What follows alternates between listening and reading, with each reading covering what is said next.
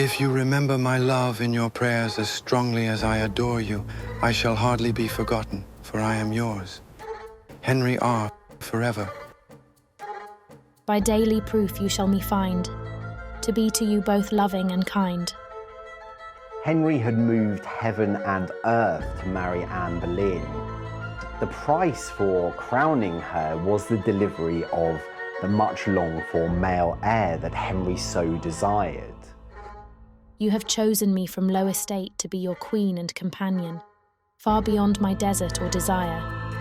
Henry was furious at Anne for the delivery of a daughter, and indeed that this was the beginning of the end of their relationship. Neither let that stain, that unworthy stain, of a disloyal heart towards your good grace, ever cast so foul a blot on me, and on the infant princess your daughter.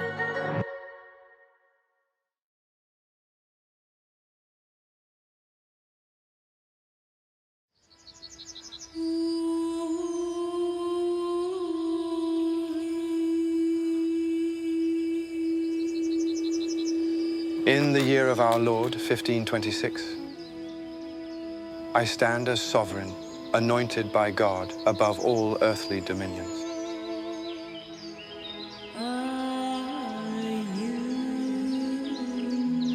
Yet I find my heart and throne burdened.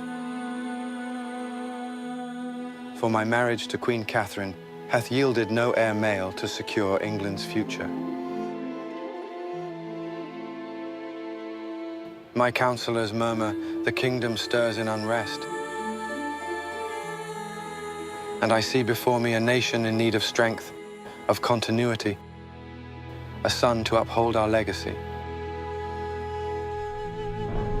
While our forces test their mettle against the French in this second campaign, I find my heart embattled in another war. A struggle of conscience, duty, and passion.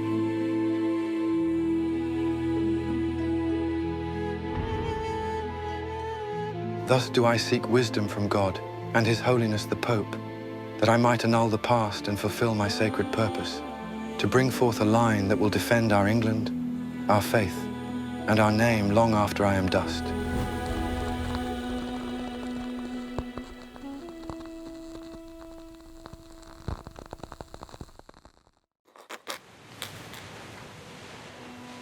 "7 long years spent in France, and now I do return to England's cold and callous shores.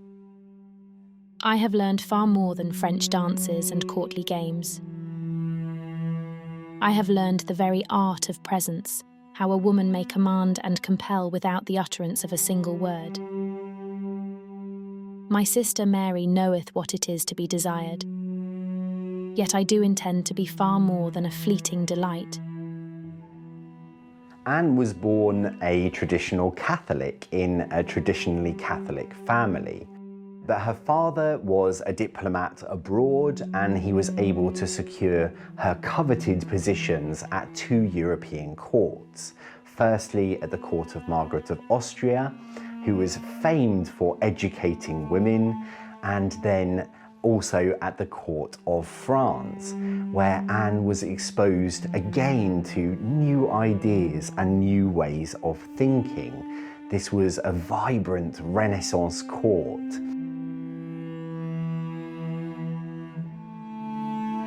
Anne was exposed to these ideas, which questioned the centrality of the papacy and also which championed the reading of the Bible in the vernacular, in people's own language.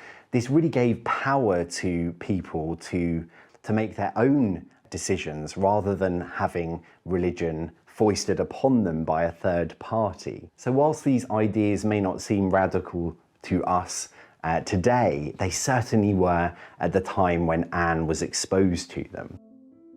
"With me, I have brought the French manner in dress, and the sharpness of wit, to the wide eyes and soft whispers of the English court.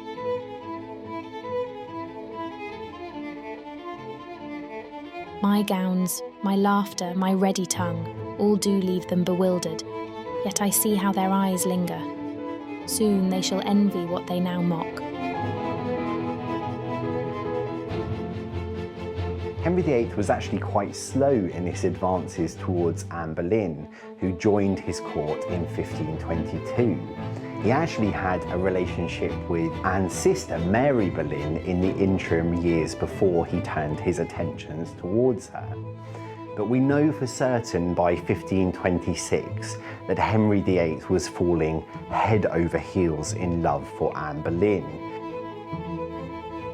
She was not prepared to throw herself away as a mistress to the king.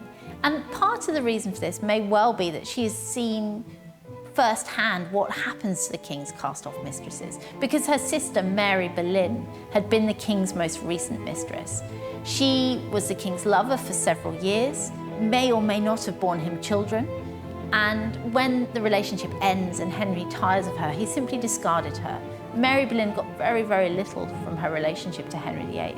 My mistress and friend, I and my heart put ourselves in your hands, begging you to have them suitors for your good favor, and that your affection for them should not grow less through absence. As I cannot be with you in person, I am sending you the nearest possible thing to that, namely, my picture set in a bracelet, with the whole device which you already know, wishing myself in their place when it shall please you. This by the hand of your loyal servant and friend, Henry R.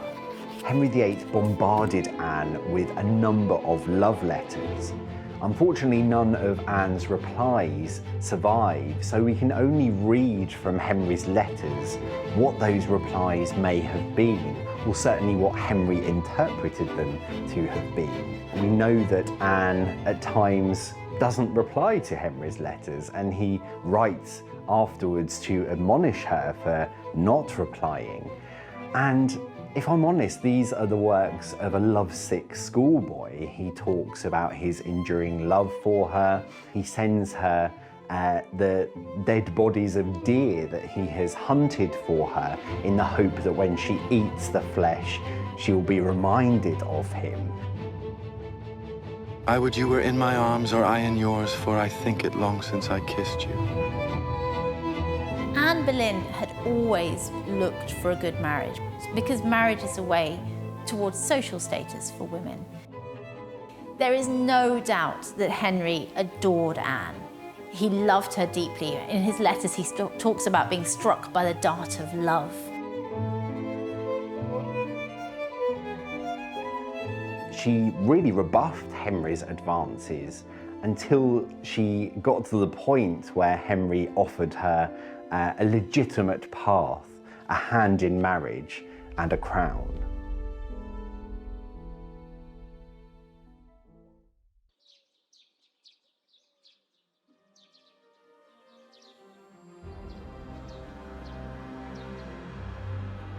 God's wounds, how am I, a king anointed, to be denied my heart's desire by earthly bonds and barren union? Hath not our holy Pope the power to dissolve what heaven itself did not bless? For Catherine, though faithful, brings forth no son to fortify England's throne. Yet Anne, whose beauty and wit ignite my soul, stirs in me visions of heirs strong and true. The only real way that Henry was going to be able to marry Anne was if the Pope would annul his marriage to Catherine of Aragon. And Anne and Henry knew that the best mechanism for achieving that end would be through the king's minister, Thomas Wolsey. Unto my trusted Cardinal Wolsey, I do bestow this charge, to go before Rome and seek the Holy Father's favour in this most grave matter. Let him press upon his holiness the plight of England and the need for annulment, that I may wed Anne and secure the realm's future. By his cunning and God's grace may our cause find favour. Henry wanted to annul his marriage to Catherine of Aragon on the basis that she had been his brother's wife. So they're related to within the first degree of affinity. They are, as far as the church is concerned, brother and sister. And his argument is that you cannot dispense such a marriage. And such a marriage cannot be permitted. It is against church law. 'Tis a weight upon my soul that I have lived all these years in union with mine own brother's wife. Can it be that our barrenness is heaven's judgment upon this sin? What is quite ironic is that when he first sends to the Pope to request his annulment, his messenger also has a second request for a dispensation to allow him to marry a woman within the first degree of affinity to him. And this is because his sexual relationship with Mary Boleyn has created the same relationship between him and Anne that exists between him and Catherine of Aragon. So it's an ironic point, but I think it also demonstrates very, very clearly that his reasons for annulling the marriage to Catherine were not sincere, and that actually he wanted rid of her because he wanted to marry Anne Boleyn.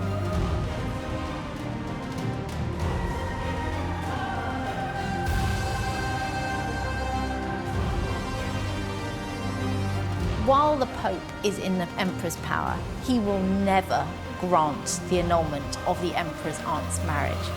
The English try, and Cardinal Wolsey tries, but he's in an impossible situation. He can never do it. He will never be able to annul this marriage. The Pope even lets it be known that if Henry drops the suit, he will allow Princess Mary to marry Henry's illegitimate son, Henry Fitzroy. This is how keen the Pope is to appease the King of England, but he cannot give him what he wants.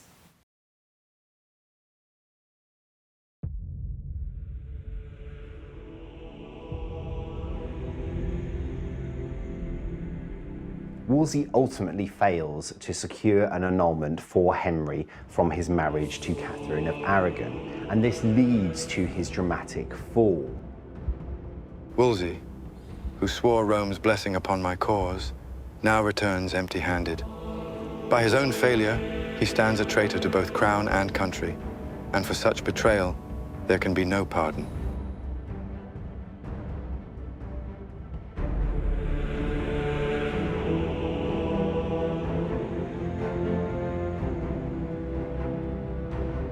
I call upon Thomas Cromwell to take where Wolsey failed, swift, loyal, and sharp.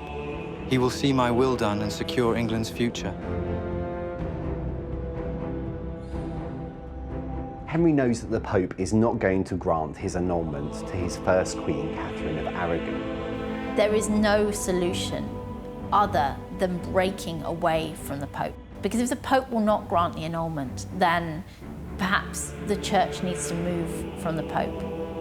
And therefore he is greatly influenced by these new thinkers, including Anne Boleyn, and taking the unprecedented step to break with the Church of Rome and to install himself as king, as the head of his new church. As soon as Thomas Cranmer is confirmed as Archbishop of Canterbury, he disavows his oath of allegiance to the Pope and declares the English Church separate from Rome, with the king as its supreme head. And this is the moment that the English Church goes its own way. In order to do this, Henry actually elevates himself beyond kingship and proclaims that he is an emperor of his own empire. This is really the beginnings of the British Empire. This is where it all begins.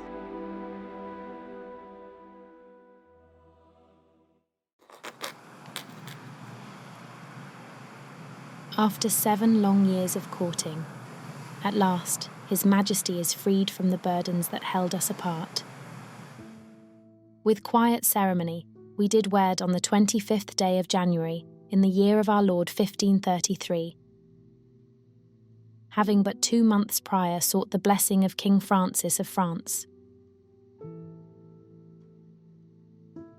We are now bound as one, our fates forever entwined.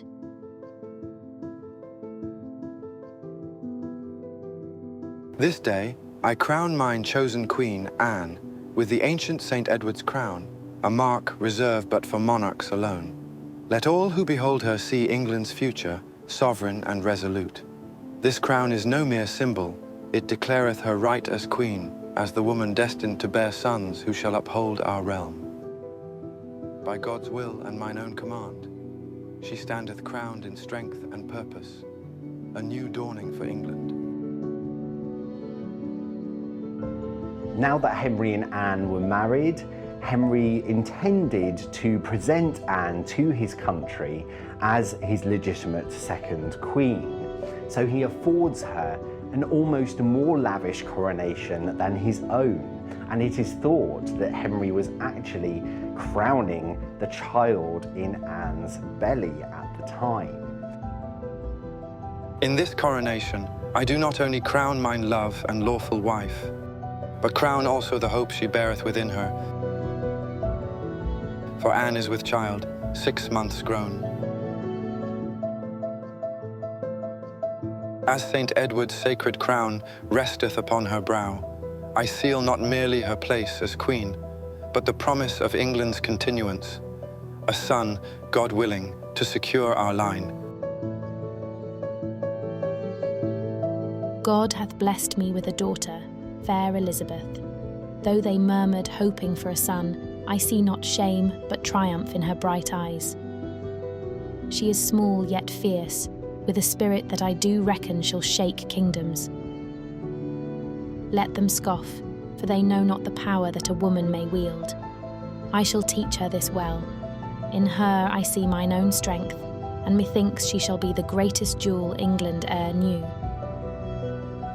Henry had moved heaven and earth to marry Anne Boleyn, and the price for crowning her was the delivery of the much longed for male heir that Henry so desired. But the child that Anne had in 1533 wasn't a son.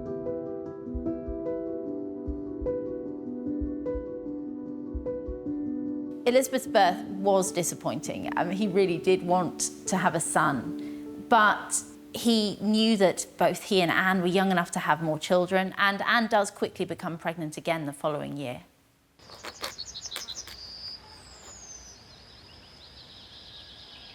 Alas, this Christmastide hath brought me naught but sorrow. I had held such hope within me, yet the babe I carried is lost, taken ere it could breathe the air of this world. My heart is heavy, for this was to be our son, the prince that might have silenced mine enemies and secured mine place. How swiftly joy is turned to dust. They whisper now of curses and God's displeasure. Yet I know not why he would punish me so.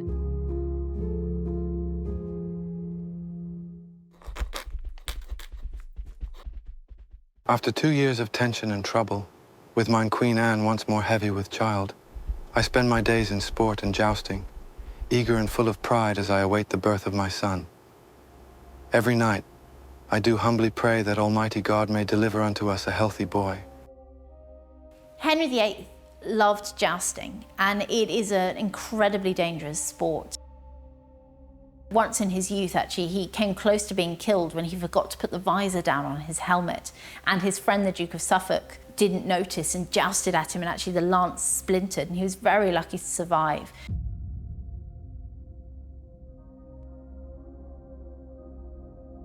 In 1536, Henry suffered a disastrous accident whilst jousting.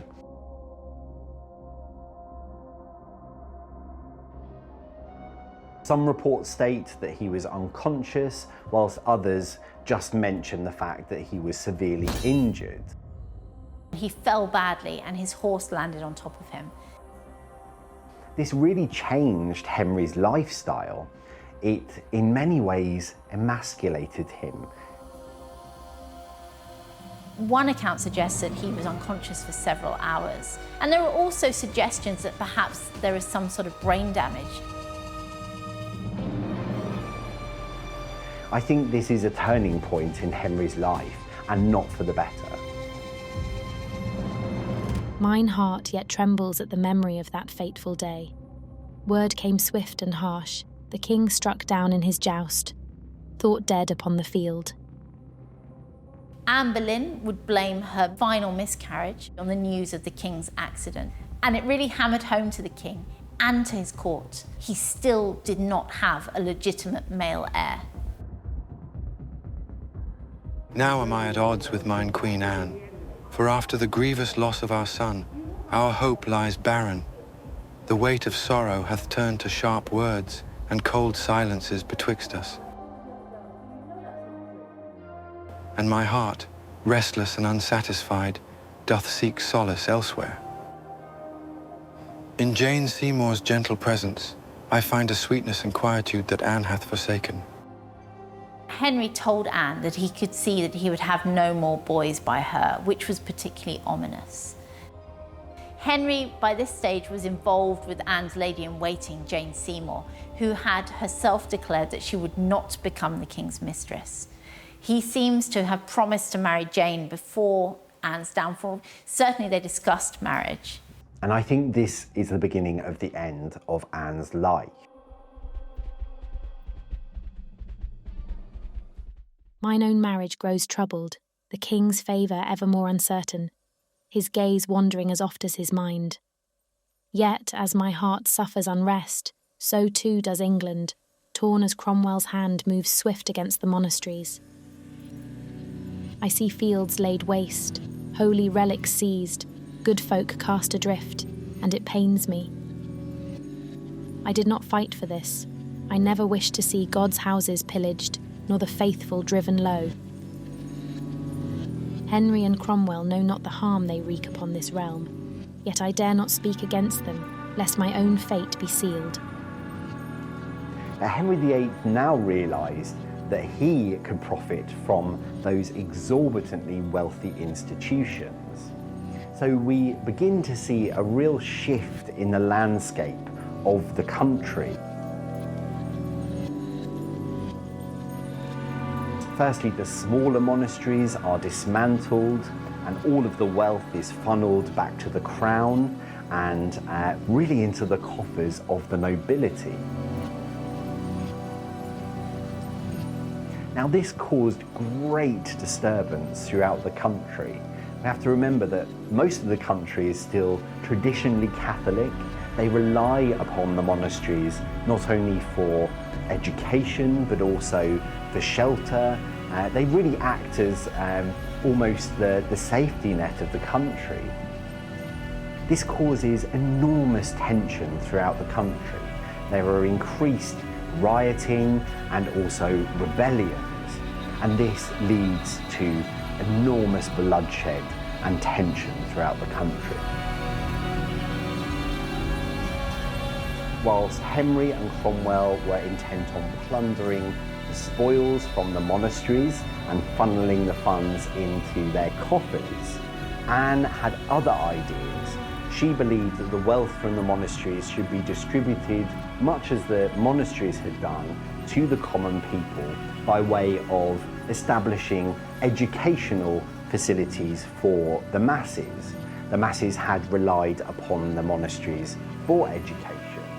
So this set Cromwell and Anne against each other, and Anne actually threatened Cromwell at this point with his head. Cromwell retreated from court, and upon hearing that the king wanted out of the marriage, he returned and fired directly at Anne's head.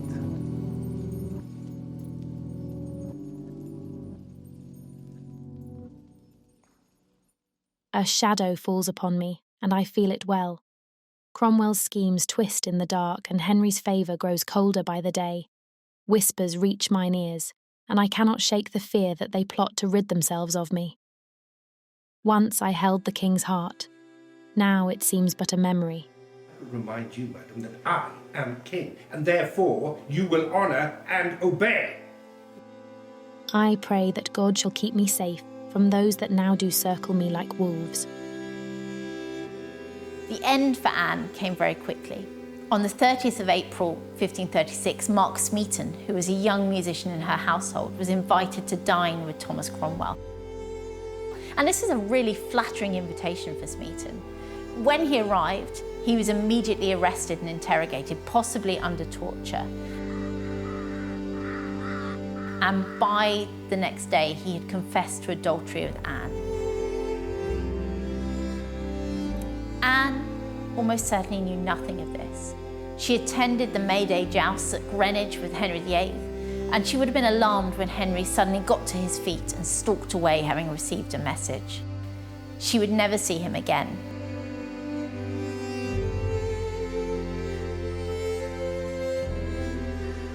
Very dramatically, on the 2nd of May 1536, Anne is arrested at the Palace of Greenwich and is taken to the Tower of London.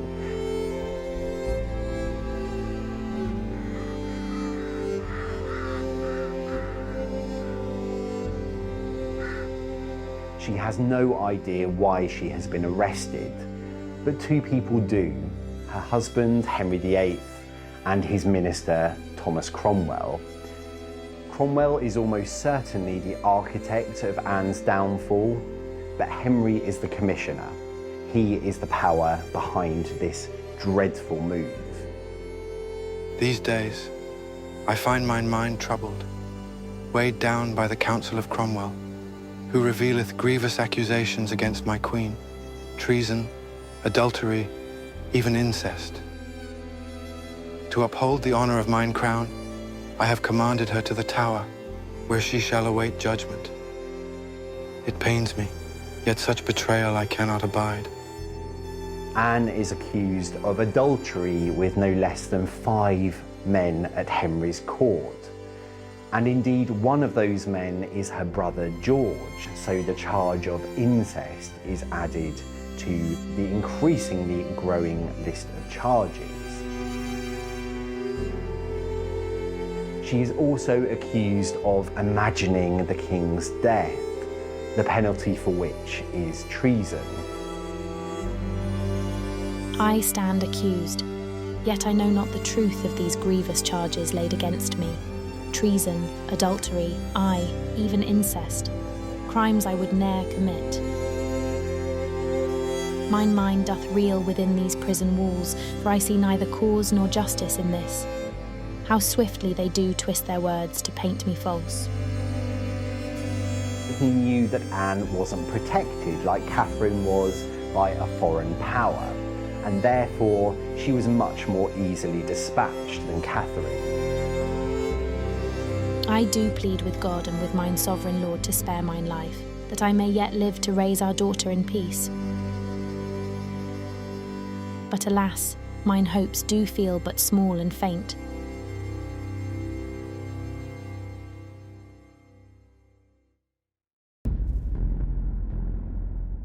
Anne's downfall happens very, very quickly, and certainly Thomas Cromwell is deeply involved. He allied himself with Eustace Chapuis, the imperial ambassador, who very much spoke for Princess Mary, who agreed that she would accept a new marriage, even if it meant that she was displaced by a half-brother, because she wanted rid of Anne Boleyn. Chapuis and Cromwell were also in contact with the Seymours, particularly Edward Seymour, Jane Seymour's brother, who was very much coaching her on how to act around the king. So there's a very powerful party against Anne. However, the fall cannot have happened without Henry.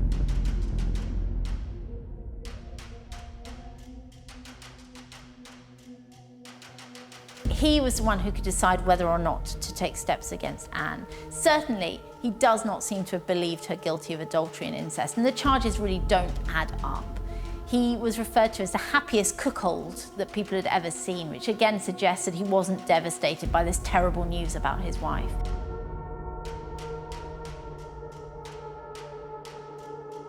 Henry is clearly the driving force behind the decision to rid himself of Anne and take a new wife. I have no choice but to end her life, for Anne hath brought upon me naught but betrayal and turmoil.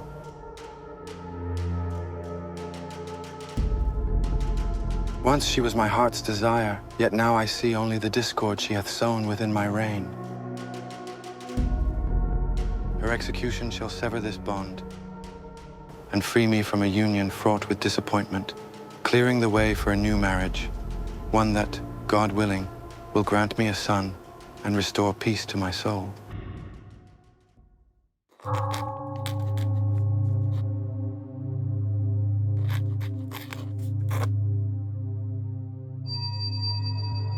Your Grace's displeasure and my imprisonment are things so strange to me, that what to write or what to excuse, I am altogether ignorant. Try me, good king, but let me have a lawful trial, and let not my sworn enemies sit as my accusers and as my judges. Yea, Let me receive an open trial, for my truth shall fear no open shame.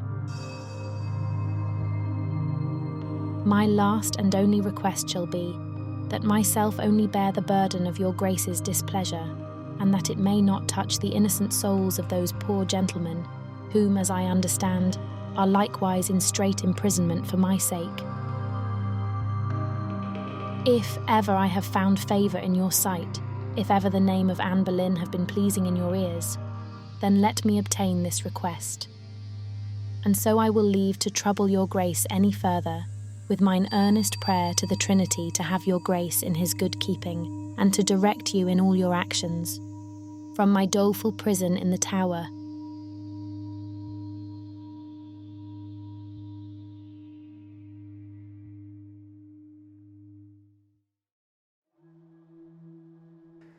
On the 19th of May, Anne was led from her apartments at the Tower of London at 8 a.m. to a scaffold that had been erected on Tower Green. Everything that was to happen to Anne on that day had been carefully planned by her husband, Henry. She was led through a crowd of perhaps 2,000 people to the scaffold, which was draped in black. And as she mounted the scaffold steps, it was noted by observers that she looked calm, and some even said that she had never looked so beautiful. She then turned and addressed the crowd and gave what was really an archetypal scaffold speech. There were set elements to such speeches, such as praising the king and also asking the crowd to pray for her. But what Anne doesn't do in this moment is admit her guilt. This was expected of someone at the point of death, but Anne defiantly stated that while she recognised that she had been found guilty according to the law, she would speak nothing against it. I have commanded that the finest swordsman from France be brought forth, that Anne may meet her end swiftly and with due mercy. Let a cannon be fired once the deed is done, so all shall know the matter is finished, and my throne stands cleansed of her treachery. She paid the executioner the sum of £23, 6 shillings and 8 pence, which was roughly 2 years' wages for a skilled labourer. Anne then knelt into the straw, and one of her ladies blindfolded her, and she prayed, "To God I commend my soul, Lord Jesus, commend my soul." The executioner then grasped the sword from beneath the straw, but called to his assistant for his sword, and then looked blindly to the moving assistant as the executioner swung the sword and severed her head from her body.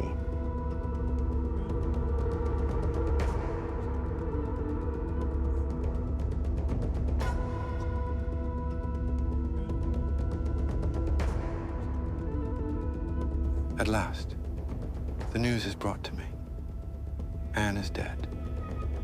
The cannon hath sounded, and with it, the end of her troubled presence in my life.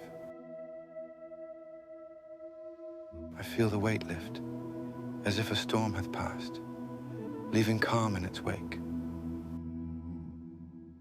What is done is done. Now I may look forward, unbound and free to shape my realm anew.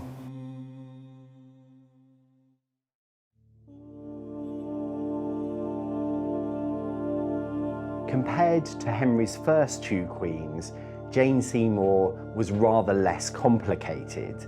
She was rather meek and slightly milder than Catherine and Anne, and was certainly happy to be more pliant to Henry's will.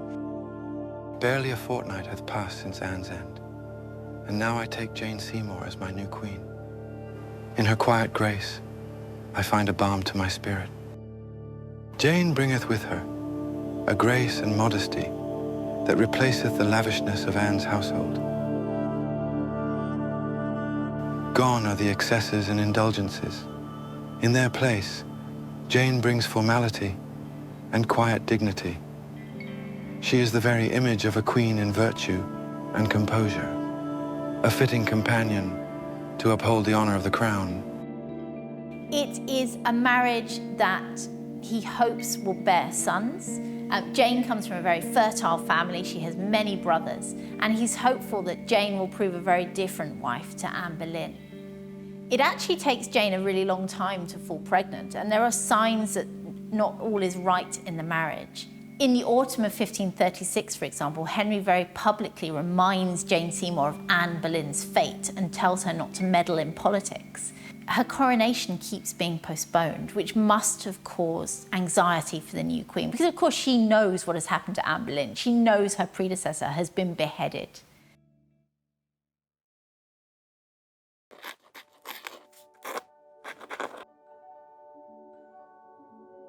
Finally, at the start of 1537, Jane realises she's pregnant, and when she feels the baby quicken, so she feels the baby move, the whole country erupts into celebration. Henry is incredibly solicitous throughout her pregnancy. He vows to remain close to her so she's not frightened by any rumours. This is probably a reference to Anne Boleyn's final miscarriage and the fact that she blamed it from Henry's fall from a horse. After many years of heartache, Jane Seymour finally gave Henry the son and heir that he so desperately craved. When Jane goes into labour in October 1537, the whole country hold their breath, and it's a very long, very arduous labour. Finally, after 2 days, Jane gives birth, and it is a healthy prince, and everybody celebrates. Henry was elated. There was much celebration throughout the kingdom, and lavish feasts and jousts were prepared. This is the moment that Henry has been waiting for nearly 30 years. At long last, my prayers have been answered. A son is born. Young Edward, my heir, my legacy. My heart is elated beyond measure, for now England's future is secure, and my line shall endure. God hath granted me the greatest gift of all. And everything seems all right with Jane. She seems to be recovering well. She's able to send out the official birth announcement shortly after the birth. However, the day after the christening, it's realised that she has a fever and she is suffering from childbed fever. Childbirth is a very, very common form of death for women in the period. And Jane holds on until the 24th of October, 12 days after the birth of her son, before sadly dying in the night. Henry VIII was absolutely crestfallen at the death of Jane Seymour. He really appears to have entered into a prolonged period of mourning and depression. Henry at this point had gone through a huge amount of heartache. He had gone to extraordinary lengths to secure this son and heir, and then tragically his wife had been snatched away from him. He really must have felt that everything was stacked against him at this point. My joy hath turned to ashes. Jane, my beloved, is gone. She gave me a son, an heir, yet I am left broken and bereft. The light she brought to my life is now but a shadow, and in my heart there is only sorrow. England may rejoice in Edward, but I am lost without her. Henry was devastated by Jane's death. Usually when his wife died, often because he caused the death himself, he had another candidate lined up for wife. But with Jane, it came as a complete shock. It came at the moment that he was happiest. She had given him a son. From the moment of her death, she undoubtedly became his most beloved wife. She is the wife that he chose to be buried with. She is the wife who people prayed for her soul at court and in churches. He insisted that she was memorialised. She appears in paintings of the Tudor dynasty commissioned after her death. She was always his favourite wife, and it's really because she gave him his son, even at the cost of her own life. He secluded himself away at Esher Palace for a time and does seem to have sincerely mourned her. However, Of course, he only had one son, and he knows from experience, he knows from his own brother Arthur, that one son is not enough for a king. And so almost immediately, measures are put in place to try and find the king a new bride.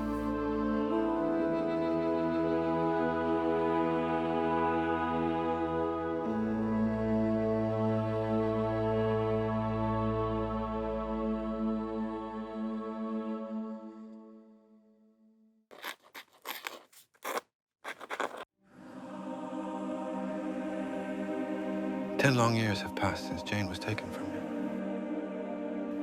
I feel the weight of time press harder upon my weary bones. Now, as I lie upon this bed, frail and fading, I find my mind drawn to her memory, to the days when hope and joy filled my heart.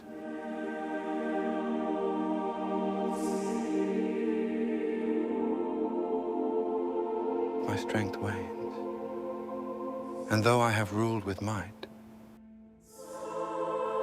even kings cannot escape the quiet approach of death. Soon, I shall be but a memory, and may God grant me peace, as he granted me my Jane. Henry VIII had been ill on and off for the latter part of 1546. And just before Christmas, he leaves the Queen and his daughter Mary and goes to Westminster. And it's clear very quickly that he's dying. He spends his last few weeks cloistered away with his council, and particularly his secretary, William Paget, who is very close to Edward Seymour, Henry's brother-in-law, the brother of Queen Jane, and the uncle of the heir to the throne. During this period, Henry asks that a new will is drawn up. He'd previously made a will in the early days of his marriage to Catherine Parr, and he seems to have named her as regent in the event of his death. But this new will completely overturned that. Instead of naming anyone as regent, Henry in fact established a council of equal ranking executors. So all of these men have an equal role to play. And it was hoped that they would guide Edward through his minority and into his adult reign. Henry was acutely aware of the difficulties of child rulers. Henry appointed a regency council for his son, and Edward then appointed a Lord Protector, his uncle Edward Seymour. Since Jane's passing, 3 more wives have come and gone, yet none have filled the void she left. Now by my side remains Catherine Parr, steadfast and true, as my final days draw near. My children, Mary, Elizabeth, and young Edward, shall carry forth my blood and name beyond my earthly reign. In them my legacy shall endure, though I will soon be naught but history. In his final days, really only William Paget and Edward Seymour have access to the king. When he dies, they keep the death secret to the extent that food is still brought to his chamber. And this is to give Edward Seymour time to ride to Hertford to go and acquire his nephew, the new king. And he brings him to London. After years of ill health, Henry VIII finally dies in 1547, leaving the throne to his son, Edward, who was only 9 years old.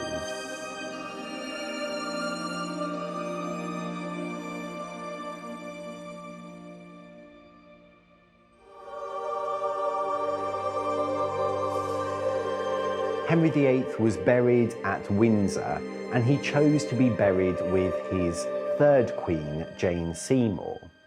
Much is made of this choice in burial.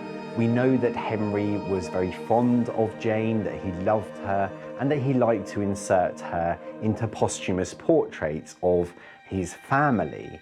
However, Henry had no other choice but to be buried with Jane. He had annulled his marriage to Catherine of Aragon. He had beheaded Anne Boleyn. Anne of Cleves was still alive. He had beheaded Catherine Howard, and Catherine Parr was also still alive, so he had no choice but to be buried with Jane. It's very difficult to state whether Henry VIII truly loved any of his wives. I think he respected many of them. I think he was besotted with most of them, and he was obsessed, certainly, by Anne Boleyn. But ultimately, I think Henry only had room to love one person, and that was himself.